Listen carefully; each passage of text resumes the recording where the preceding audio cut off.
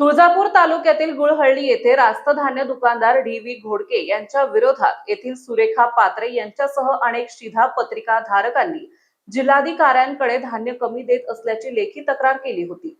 तक्रारीची दखल घेत पुरवठा विभागाच्या पथकाने संबंधित दुकानावर धाड टाकली आहे। यावेळी वजन काट्याची तपासणी करण्यात आली असता धक्कादायक प्रकार समोर आलाय। 50 किलोच्या एका गोणी मागे तब्बल 4 ते 5 किलो धान्य कमी असल्याचं आढळून आलंय।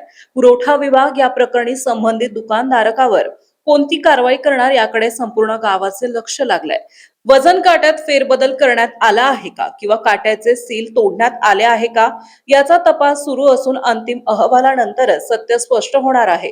या संपूर्ण प्रकरणाचा व्हिडिओ RSR न्यूज मराठीच्या हाती आला असून पुढील घडामोडीवर आमचं लक्ष राहणार आहे। पाहूयात तो व्हिडिओ।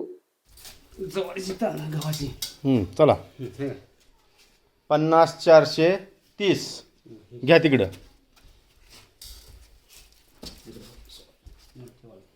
सारखा 45-820 ते घ्या वरचं ओढून, घ्या ती ओढून। हां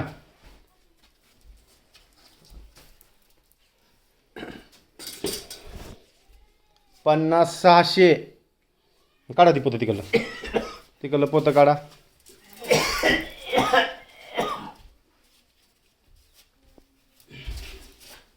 सारखा 45-420 अजून कुठलं करायचंय? झालं का? राहू द्या का गोडके साहेब? पुन्हा म्हणताला अजून आमचे पोते कमी आले ती आलेत। आम्हाला दुकान दुसरीकडे पाठवायचं आहे। मग पाठवतो मग पाठवतो की आता? मग पाठव। त्यांची गोळ्याची आणि समजा सांगोल्याची गोळ्यांची गोळ्या जमल्या. करा करा गोळ्यांची गोळ्या समजा गोळ्यांचे मर्डर करा माझे गोळ्यांची गोळ्यांचे गोडाची काय गोळाची गोळ्यांचे ते 50 किलोचे पोते नाही ते खाली येते. बांबू मार कमी होईल पोते. गाडीवर नेतो मला गाडीवर नेतो पोत अजाबात बोलत नाही। कोण पोत माल नेता तुम्ही?